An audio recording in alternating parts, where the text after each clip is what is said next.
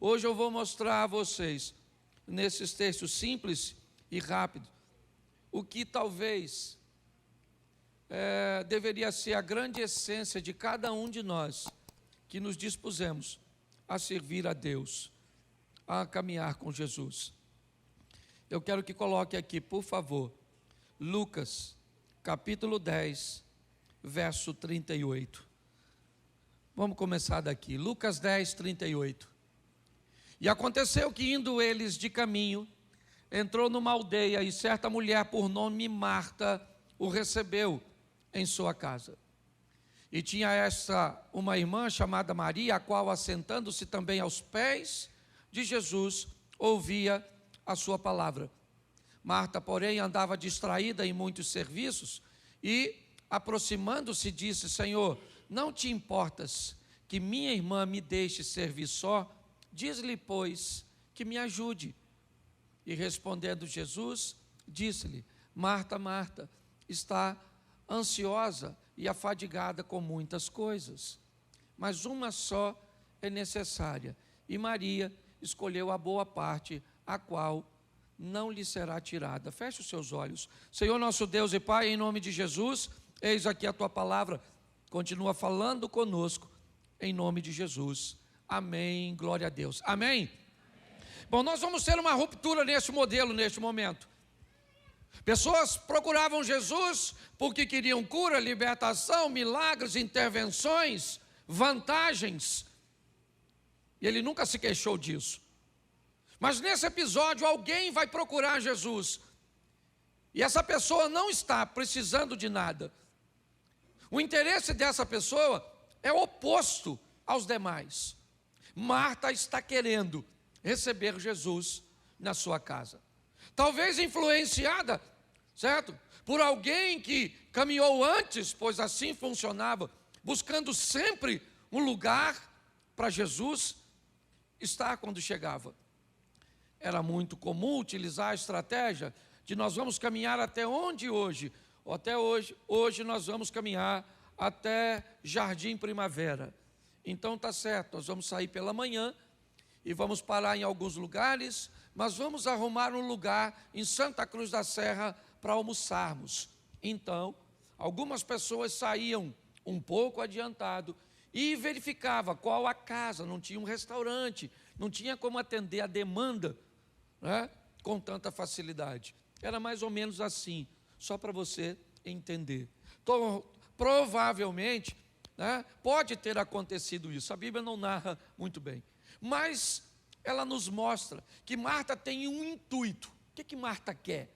Marta quer oferecer alguma coisa a Jesus.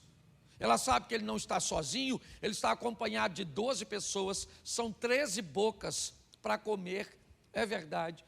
Mas Marta é alguém que deseja servir, presta atenção, porque esta mulher vai mostrar o valor do serviço. Essa mulher vai mostrar que todos aqueles que querem viver com Deus precisam entender que o relacionamento com Deus envolve trabalho, envolve dedicação, envolve fazer as coisas em prol do reino, e um reino que quer inserir pessoas, e pessoas cujas quais muitas vezes nós não conhecemos, e se conhecemos nem gostamos do que vimos. Se nós vamos trabalhar para Deus, e vamos, senão não dá para servi-lo, a fé sem obras, ela é morta. Mas nós precisamos entender que Marta é a representação, aliás, a casa de Maria, Marta e Lázaro, traz em cada um comportamento muito importante na vida cristã, daqueles que desejam caminhar com Jesus. E Marta é a representação, ela é a figura do serviço, da prestatividade, daquele que se coloca pronto para servir. Ele viu uma necessidade, certo? Ela está vendo, ele está passando por Betânia, e ela então o aborda, ou abre as portas de sua casa e diz: eu quero servir o Senhor, vamos lá na minha casa. Jesus se desloca para lá, e quando ele entra, Maria se senta aos pés de Jesus para ouvir. Jesus não fala nada, e Marta continua servindo. Mas Marta não gostou muito da postura da Maria. Ela ficou meio chateada, porque era muita gente para dar comida. E Maria não está ajudando em nada. E eu acho tão engraçado quando alguém fala mal da Marta. Mas eu te pergunto, se Marta não tivesse nessa casa, Jesus e os discípulos tinham comido o quê? Com a postura de Maria. Marta, ela traz consigo a energia do serviço, do trabalho, para que as coisas funcionem, quer numa classe infantil, quer num ambiente missionário, quer na entrega de uma cesta básica, quer numa ministração de ceia, num louvor, quer numa oferta, quer numa recepção. O serviço, ele tem que fazer parte do nosso chamado. Marta representa uma casa, alguém que está apto a oferecer a prestação de serviço. Se eu vou viver com Deus, eu tenho que aprender que eu sou um servo. Eu não sou obrigado a servi-lo, é verdade. Não é obrigação, é a satisfação e o amor por tudo aquilo que Ele já fez.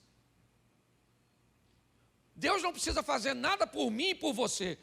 Se você espera que Ele ainda faça algo por você, para que você o ame, o respeite e o honre, você está no lugar errado. Nós só estamos aqui pelo que Ele fez. Ele já fez. Ele não precisa fazer mais nada. Não. Ele... Ô, gente, pare para pensar. Isso aqui, ó, a Bíblia é um livro que conta uma história. Uma. Que história é essa, pastor? A história de um relacionamento quebrado. É só isso. Aqui conta a história de um relacionamento que se partiu no Jardim do Éden. Logo depois dessa ruptura, esse livro vai falar de alguém que vai trazer a possibilidade de restauração deste relacionamento que se partiu. É só isso.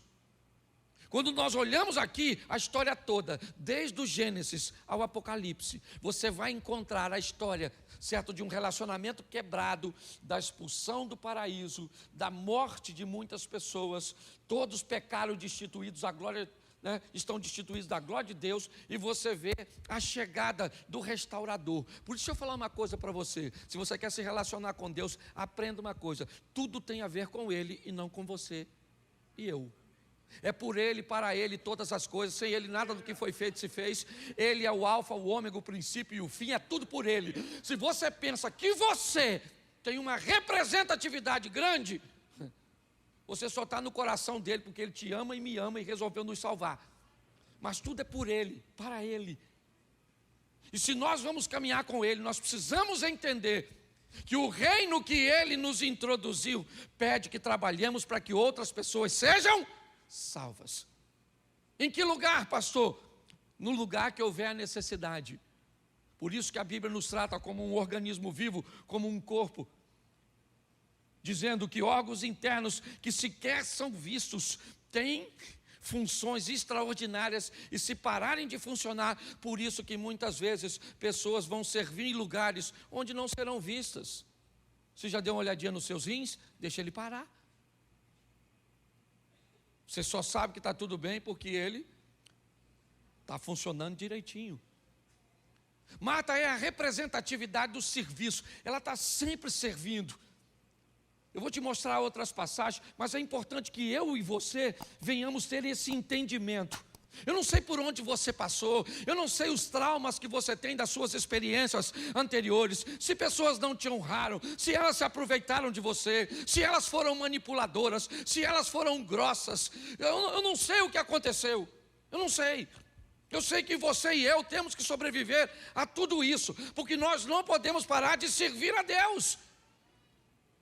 Por quê, pastor? Pelo que Ele fez. Ele nos tirou do lamaçal do pecado, introduziu, certo, a nossa vida na possibilidade de termos um encontro com Deus que não teríamos. Marta é essa representação. Mas quando ela vai para casa e coloca todo mundo sentado. Era Jesus, 12 discípulos, 13, com Lázaro, 14, e a danadinha da Maria ainda senta.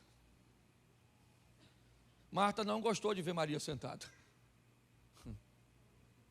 E aí eu fico pensando, Maria era irmã de Marta, sim ou não? Jesus era um visitante. Ok? O que Marta deveria fazer? Maria! Não brinque. Vem cá, só um minutinho. Chega aqui, dá licença, gente. Assim que você deve brigar com seu marido. Não é na frente dos outros. Lindo. Vem cá pra gente. Discrição. Marta foi lá falar com Jesus. Senhor, o senhor não está vendo que Maria me deixou servir sozinha? São coisas diferentes, Marta. São serviços diferentes. É legal nós vemos Jesus dizer a Marta: você está muito ansiosa, é verdade, preocupada demais com seus afazeres, uma coisa é necessária. Eu vou te mostrar o que Maria vai oferecer. Mas o serviço de Marta é altamente importante. Se você deseja caminhar com Deus, aprenda uma coisa: procure um lugar para servi-lo. Nem sempre vai ser possível na igreja. Às vezes é difícil. É difícil. Aqui você está vendo Marta querendo chamar Maria para servir, mas tem lugar que você quer servir e tem gente que não deixa. Tem. Eu sei que tem. Às vezes botam você para servir num lugar e alguém que deveria te respeitar porque você está servindo a Deus, não te respeita. Não aceita o limite que foi colocado sob uma orientação sobre você. E se você quer servir a Deus, você precisa estar apto para isso, porque até isso treina você a ser forte. Aprender a lidar com situações. Então, às vezes você vai trabalhar como obreiro externo, você diz para a pessoa: não coloque o carro aqui. A pessoa coloca. Não pode passar por ali. Ela passa. Sabe por que eu fiz um anúncio de voluntariado e da necessidade? Porque tem muita gente que desanima no processo. Porque é desafiador. Para todos, não é só para vocês não, é para todos. Mas se nós vamos servir a Deus, nós precisamos aprender a lidar com tudo isso. Marta é a representatividade de quem serve. Maria, me ajuda! Jesus falou: ela não vai te ajudar, Marta. Ela escolheu, deixa ela sentada aqui e acabou. Mas nenhum rabino e mestre aceita ou tolera mulheres sentadas aos seus pés. Mas eu não sou como os demais, ela vai ficar aí, sentadinha. Deixa eu fazer uma pergunta para você. Quem convidou foi Marta, sim ou não? Sim ou não? Então quem tem que servir, quem é? Marta, foi ela que chamou. A responsabilidade é dela. Depois que ela faz, ela quer transferir um pouco de sua responsabilidade para Maria. Não é assim que funciona. Ah, pastor, mas por que ela levou Jesus? Porque ela queria ele lá. Não tinha um demônio na casa de Marta. Marta não estava com uma dívida para pagar. Marta não estava com um problema no casamento. Não tinha nada disso na casa de Marta. Sabe? Eu não estou dizendo que está errado o modelo. Não, existe um modelo da necessidade que aproxima pessoas de Jesus. Existe. Mas ele não é único. Nós estamos vendo uma mulher, certo? Extremamente bem resolvida, sabe? Às vezes dá para fazer um paralelo de Marta com a mulher, a sunamita, a rica. Representando a satisfação do servir, está lá comendo, está tudo certo. Só que a caminhada cristã, meus irmãos, ela não é uma prova de velocidade. O jamaicano Usain Bolt não ganharia, né, a maratona, porque ele é um especialista, ele é um velocista. Sua capacidade e resistência, certo? É para correr 150 metros, ou uma corrida um pouquinho mais extensa, de revezamento, onde ele só corre uma parte. A nossa caminhada cristã, ela é uma maratona. E nesse percurso de maratona, você vai sentir dores, você vai precisar se hidratar, você vai ter que aprender a lidar com desconfortos. Inevitavelmente é assim que funciona. A história continua, ela não para aqui. Aqui é só o começo. É o dia que Jesus entrou na casa de Marta. Por quê? Porque Marta chamou. Porque Marta quis que ele entrasse. Mas a história continua. E João capítulo 11, como eu disse, Lucas narra só um pedacinho. Dá uma olhadinha no que diz o verso 1 do capítulo 11, agora do Evangelho de João.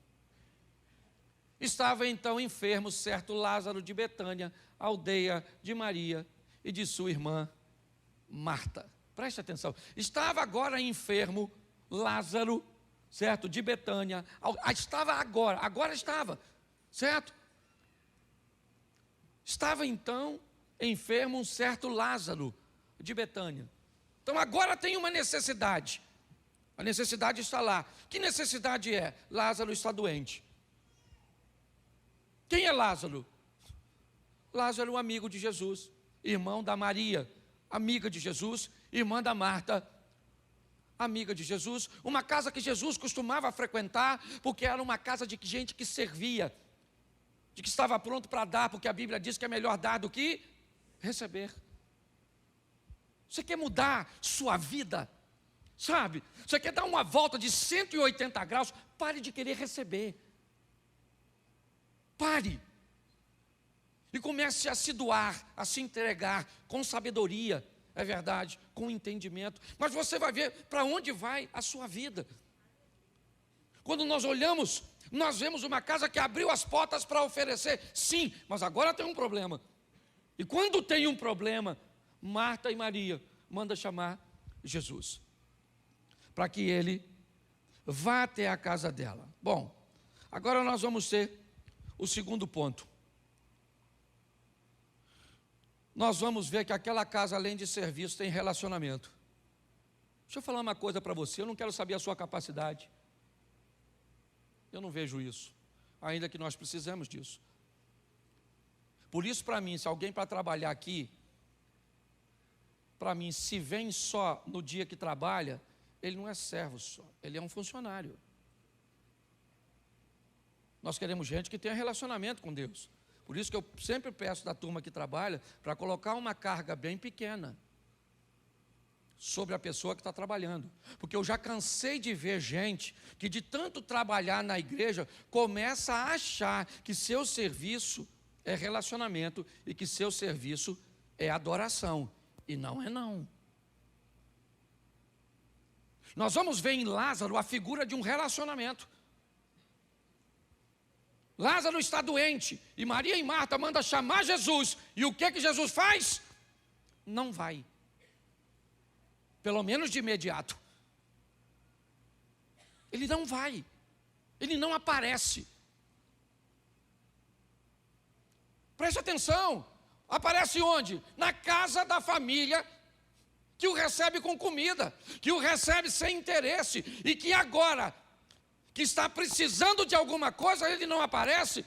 Eu imagino um mensageiro indo chamar e Marta olhando para a esquina. Ela era ativa, esperando. Será que ele vem, gente? Que horas ele vem? Lázaro, meu filho, já mandamos chamar Jesus. Ele está vindo, já ele vem. Ele é nosso amigo, frequenta a nossa casa.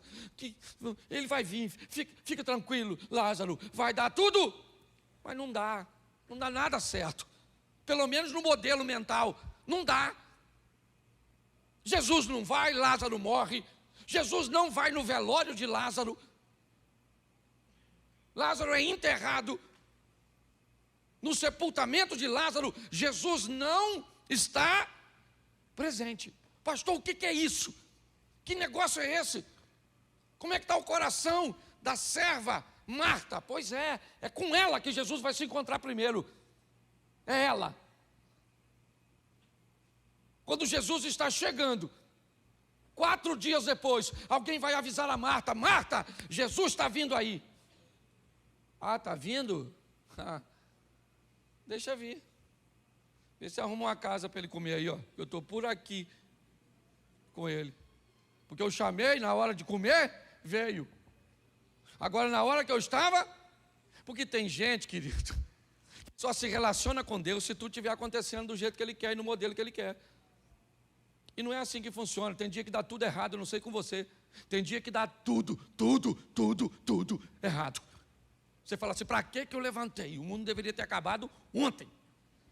Não sei se você já aconteceu isso. Mas é assim com todo mundo, não é só com você. Lá vem Jesus e Marta vai na direção dele. E ela rasga seu coração e ela diz, se o Senhor estivesse aqui, meu irmão não teria morrido. Mas olha o que Marta diz, mas eu bem sei que tudo aquilo que o Senhor pedir ao Pai, Ele te conceder. Marta está dizendo, meu irmão morreu, mas a minha fé não. Meu irmão morreu, mas a minha casa continua aberta para o Senhor. Meu casamento acabou, mas eu sou teu servo. Eu ainda estou pronta para te servir. Eu estou desempregado, mas eu continuo na tua presença. Me feriram em outro lugar, me traíram, me humilharam. Meu filho está se perdendo. Pode acontecer o que quiser. Eu vou continuar me relacionando com o Senhor, porque trabalho não é relacionamento, trabalho é importante. Você sabe por quê? Um dos motivos pelos quais o projeto Recomeçar surgiu, porque eu só trabalhava e não me relacionava. Eu só trabalhava. Ela pregar aqui, acabava de pregar, um carro encostava, e eu entro no carro e pego o avião e vou para outro canto e não ouvia ninguém. Hoje eu posso pedir um obreiro para pregar, para falar, para aqui, eu posso sentar, eu posso me relacionar. Nós precisamos de relacionamento com Deus. Você serve, o que você é? O que você faz? Beleza, continue fazendo, mas sabe de uma coisa, sua prestação de serviço, ô Marta, não substitui o relacionamento. É assim que funciona. E Lázaro é a representação disso. Por quê? Porque, seja franco, gente, Marta devia estar chateada, sim ou não? Sim ou não? E Maria também, não é? Mas o Lázaro, tudo bem que ele já morreu. Mas pensa o Lázaro no final, poxa, não veio. Mas não veio, mas foi ver o que os olhos nunca viram, o que o coração nunca se... Pastor, para onde ele foi? Para o céu, não sei se para o céu, para o seio de Abraão, eu não sei. A hora que nós for, nós sabemos o caminho. Nunca fui. Eu sei que Lázaro já está lá, no seio do Abraão, sei lá onde é que ele está, junto lá com o outro Lázaro, o mendigo que vivia na porta do rico. Por isso que eu falo que é relacionamento. E aí eu imagino Jesus chegando 4 dias depois. Se Jesus disse para o ladrão, ainda hoje estarás comigo nu, então provavelmente o Lázaro foi no mesmo dia. Já está lá com os anjinhos, certo? Tranquilão, 4 dias provando o céu. Quando de repente uma voz deve chegar lá, ou pelo menos um mensageiro, falou, quem é o Lázaro? O Lázaro, irmão de Maria e da Martinha, lá de Betânia. Aí o Lázaro pensa, isso aí sou eu, tá bom? Sou eu. Ô Lázaro, tem que voltar.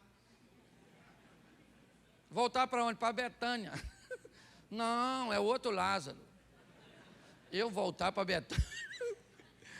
Voltar? Não estou afim não. Poxa, me deixa chegar aqui para depois. Deixa eu falar uma coisa para você. Tem coisa que só pede para amigo. Voltar do céu para essa terra. Fala, irmãozinho. Tolerar a sogra, os vizinhos, as contas para pagar, os boletos. Para e pensa. Lázaro! Volta, o Lázaro voltou. Não devia estar muito bem, mas voltou. Também não sei não, porque vivia também é maneiro, né? Eu imagino o Lázaro lá, feliz da vida que voltou, ou nem tão feliz assim, mas alguém apto a se relacionar com Deus. Eu não sei se você gostaria que Deus fizesse coisas grandes na sua vida, mas a minha pergunta é, você tem relacionamento com Ele para viver isso? Porque às vezes coisas grandes para acontecerem, coisas grandes de forma negativa precisam acontecer primeiro para que grandes milagres aconteçam. Nem sempre é agradável viver coisas grandes com Deus. Nós gostamos ou todos gostamos das coisas boas, mas na hora de vivermos as adversidades, temos algumas dificuldades. Lázaro me traz essa representação de um relacionamento forte, também visto em Marta. Maria estava sentadinha, Marta que foi chamar, Maria falou, se eu estivesse aqui, meu irmão não teria morrido. Mas a vida segue e continua. Lázaro ressuscita. Mas no capítulo 12, verso de número 1, diz assim, 12:1. Foi, pois, Jesus 6 dias antes da Páscoa a Betânia, onde estava Lázaro, o que falecera e a quem ressuscitara dos mortos. Fizeram-lhe, pois, uma ceia, e Marta servia. Isso, Marta servia. Lázaro era um dos que estavam à mesa, era o cara do relacionamento. Marta servia, Lázaro se relacionava. Bota o verso 3. Então, Maria, finalmente, tomando 1 libra de unguento de nardo puro, de muito preço, ungiu os pés de Jesus, e enxugou-lhe, os pés com seus cabelos, e encheu a casa do cheiro do unguento. Preste atenção, finalmente chegou. Nós temos uma casa que tem serviço, nós temos uma casa que tem relacionamento, e nós temos uma casa que tem adoração. Maria é a representatividade da adoração, do valor que Jesus tem para ela. Ela pega aquilo que era valiosíssimo e quebra nos pés. Preste atenção, nos pés. Ela pega aquilo que é valioso, quebra e diga o que eu tenho de mais valor, sabe? É mais ou menos o que João está dizendo. Jesus é tão valioso que eu não sou digno de desatar a sandália dos seus pés. Maria representa a adoração, a honra de estar diante de Deus. Deixa eu falar uma coisa com você com todo respeito. Tá certo? Não sei o que você carrega no seu celular quando você vem para culto.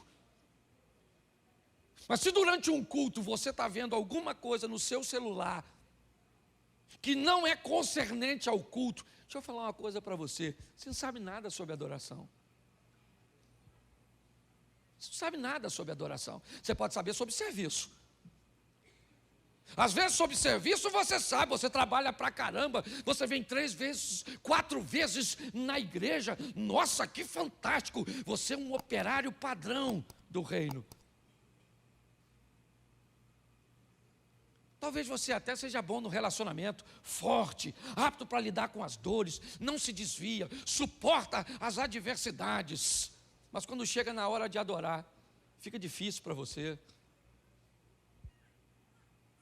Se alguém tiver com uma roupa que não é legal, se alguém tiver com um acessório que não é legal, se alguém entrou com um modelo de vida diferente do seu. Maria é a representação do que é valioso. Ela pega tudo o que é valioso dela, sabe, aquilo que era preciosíssimo. O texto faz questão e pega o que é valioso e bota no pé. Ela está dizendo o que eu tenho de maior valor, eu coloco nos pés, eu entrego para Ele. E a casa sentiu o cheiro daquilo que Maria estava fazendo. Marta servia, Lázaro sentado à mesa, e Maria, deixa eu falar uma coisa para você, nem sempre vamos viver isso simultaneamente. Nem sempre. E temos que ter muito cuidado quando alguém estiver fazendo algo e nós achamos que não é hora de fazer. Muito cuidado com isso. O culto, não, apesar de ter toda uma organização, é importante você. Eu já fui à igreja, por exemplo, que não existe momento de oferta. Não existe momento de oferta. O momento de oferta é o culto inteiro. Tem um lugarzinho no culto, e à medida que o louvor vai, que os anúncios vão acontecendo, que o pregador vai pregando, as pessoas se sentem tocadas, levanta e deposita ali. Mas não era hora de fazer isso, atrai a atenção das pessoas. Bom, realmente, se no momento de adoração, qualquer coisa, por mais simples que seja, consiga atrair a sua atenção para remover sua adoração, eu acho que está precisando um pouco mais de relacionamento. A casa dessa família em Betânia se tornou um referencial muito grande. Por quê? Porque era uma casa que tinha serviço, relacionamento e adoração. A minha e a sua vida com Deus tem que se dividir também entre essas três áreas: serviço, relacionamento e adoração. Às vezes somos bons demais apenas numa área, mas não podemos ser deficientes nas outras. Mas a história se intensificou tanto. Deixa eu usar o último versículo. Ainda no capítulo 12, coloca o verso 9, por favor. 12, 9. E muita gente dos judeus soube que eles estavam ali onde? Betânia. Betânia se tornou um ponto de convergência. Pessoas queriam ir a Betânia. Quando eu vou, um dos lugares que eu gosto de ir é Betânia. Eu gosto de ir a Betânia. Apesar de ser administrada por palestinos, eu gosto de ir àquela cidade. Você imagina, o que é que tinha naquela cidade? Olha só, naquela cidade tinha um cara que era amigo de Jesus e que um dia esteve morto. Lázaro era o cara que pessoas poderiam sentar e perguntar para ele como é o outro lado. Como é, Lázaro? Assim como Judas Iscariotes. Gente, a maneira de Deus agir, cuidado. O Judas pediu para botar o dedo, beleza, você pode encarar isso do jeito que você quiser. Agora, ninguém podia dar com precisão tão grande a ferida do que o cara que colocou o dedo lá. Pare e pense. As pessoas se deslocam para Betânia porque Jesus está lá? Sim. Foram não só por causa de, mas foram a Betânia por causa do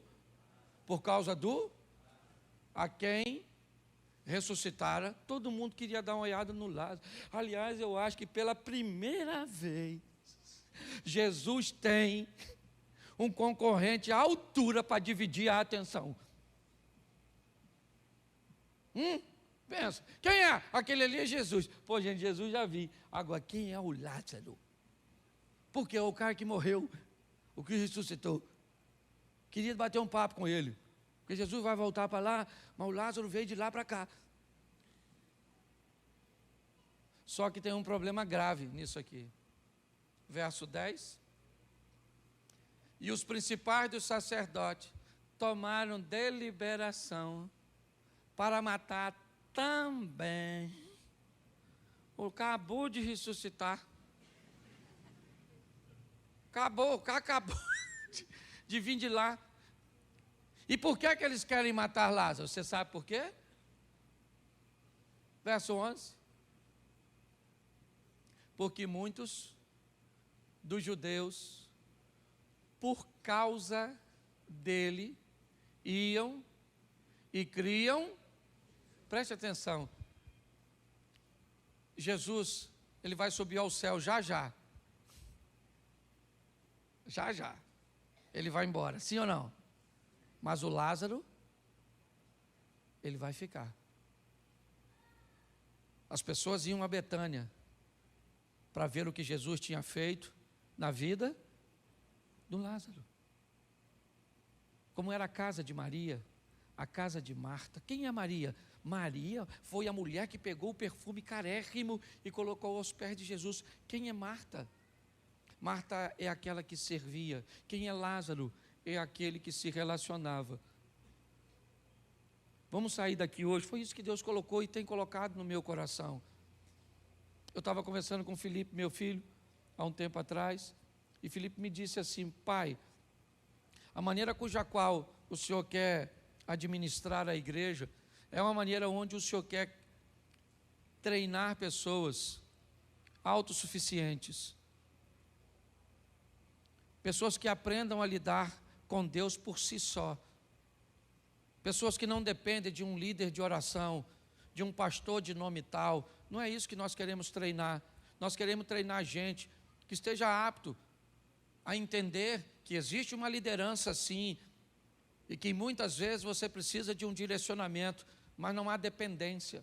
Nós queremos treinar gente que aprenda a orar, que reconheçam a Deus, que estejam aqui na igreja onde nós estamos num ambiente favorável, ou em qualquer outro ambiente onde não tenha nenhum cristão, onde o palavrão é o idioma, onde a pornografia, a sexualidade está exposta, onde a violência está, onde a corrupção está inserida. Nós precisamos treinar a gente para enviar essas pessoas para esses lugares, sabe? Os mais obscuros lugares. Para quê? Para que as pessoas vejam em mim e em você. Em mim e em você. Eu vou falar isso aqui, vou falar porque eu estou na igreja.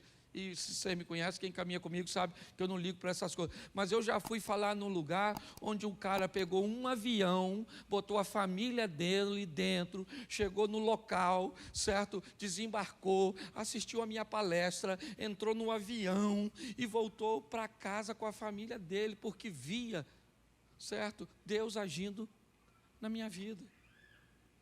O mundo está precisando de que mundo? O seu. Sua casa tem que ser Betânia. Seu ministério tem que ser Betânia. Tem que ter serviço, tem que ter relacionamento, tem que ter adoração. Ah, pastor, mas as pessoas não merecem, o povo é grosso. Então não vai dar para servir, porque tem que servir gente. É assim que funciona.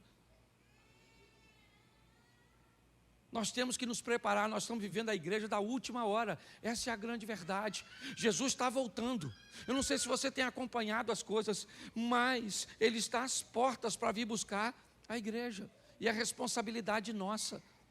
Vivermos uma vida com, repita comigo, né? Viver uma vida com serviço, relacionamento e adoração.